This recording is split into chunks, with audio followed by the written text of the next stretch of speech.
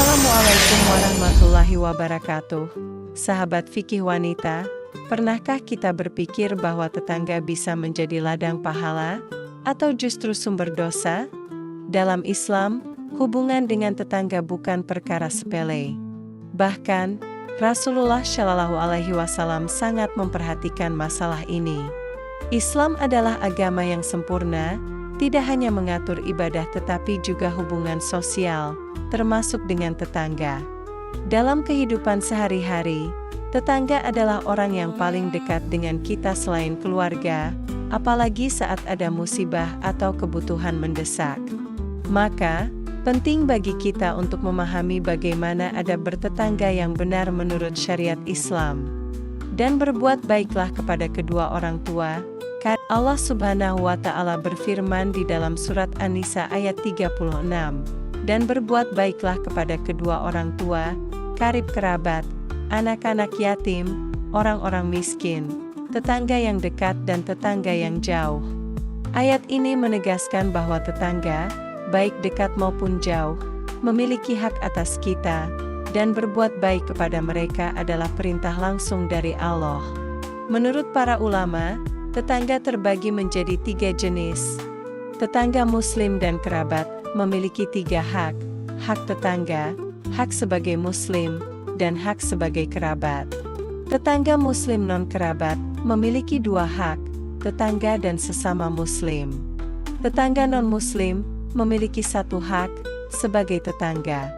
Islam mengajarkan kita untuk berbuat baik kepada semua jenis tetangga tanpa membedakan latar belakang agama atau status sosial. Adab bertetangga.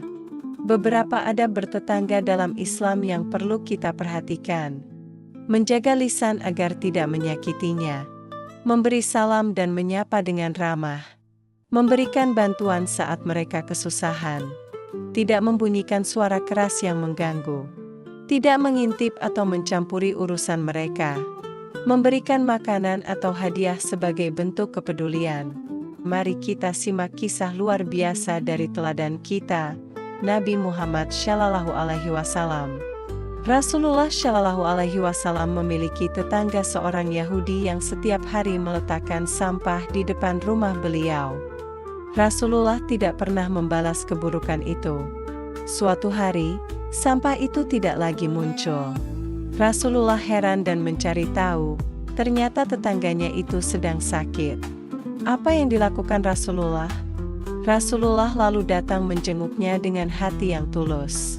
Sikap mulia ini menyentuh hati si Yahudi, dan akhirnya si Yahudi berkata, "Inilah sesungguhnya akhlak seorang nabi. Engkau tidak pernah membalas kejahatanku, justru kini engkau menjengukku." Ia pun akhirnya masuk Islam karena melihat akhlak Rasul terhadap tetangga. Hukum menyakiti tetangga. Rasulullah pernah bersabda, "Demi Allah, tidak beriman." Lalu sahabat bertanya, "Siapa ya Rasulullah?" Beliau menjawab, "Orang yang tetangganya tidak merasa aman dari gangguannya." Hadis riwayat Bukhari dan Muslim. Hadits ini menunjukkan betapa pentingnya menjaga kenyamanan dan keamanan tetangga. Sahabat fikih wanita, mari kita jaga hubungan dengan tetangga. Jangan sampai kita sibuk beribadah tetapi melupakan hak sosial yang besar nilainya di mata Allah. Tunjukkan akhlak mulia, karena dakwah terbaik kadang bukan lewat kata, tapi lewat perilaku sehari-hari, seperti yang dicontohkan Rasulullah Shallallahu Alaihi Wasallam. Jangan lupa untuk like, share, dan subscribe agar semakin banyak yang belajar dan terinspirasi melalui fikih wanita. Wassalamualaikum warahmatullahi wabarakatuh.